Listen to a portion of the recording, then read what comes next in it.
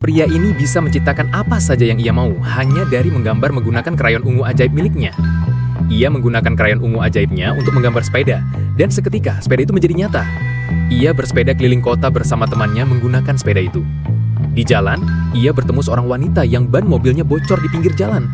Ia sangat kasihan melihat wanita itu, jadi ia ingin membantu wanita itu dengan menggambar ban mobil, dan seketika ban itu pun jadi. Dari dalam mobil, anak wanita itu melihat keajaiban itu dan sangat terpukau olehnya. Tetapi ibunya yang sibuk menelpon tukang tambal ban tidak mengetahui hal tersebut. Wanita itu sangat berterima kasih padanya.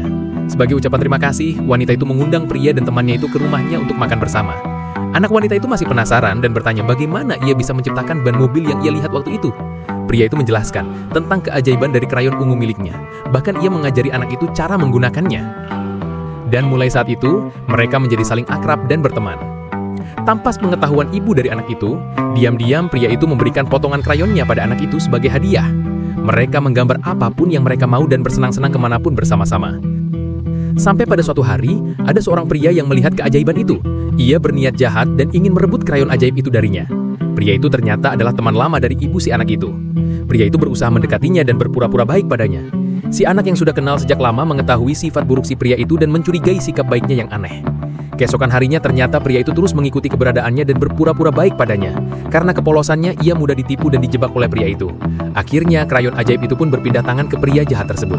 Ternyata si anak datang untuk menyelamatkannya. Karena si anak tahu ada yang tidak beres ketika sebelumnya ia sempat melihat temannya itu diajak oleh teman ibunya. Akan tetapi begitu masuk, ia langsung tertangkap dan akhirnya mereka terkurung di tempat itu bersama-sama. Setelah pria jahat itu pergi, dari kantong celananya si anak mengeluarkan patahan krayon yang pernah diberikan temannya itu. Dan akhirnya mereka pun bisa kabur dari tempat itu.